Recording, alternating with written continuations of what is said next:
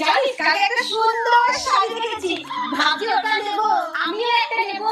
তাই বলি, দুই মহারানী গেল কোথায়? আরে দুজনে মিলে আড্ডা না দিয়ে রান্নাটা করো না।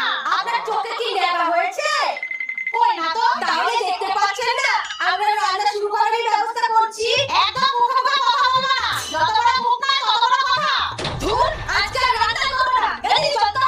হ্যাঁ চল, উনার রান্না উনি করুক।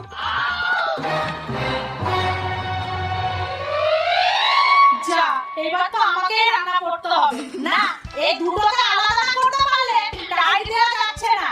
ঠিক আছে, দেখাচ্ছি। বৌমা, ও তোমরা তো দেখছি দুজনেই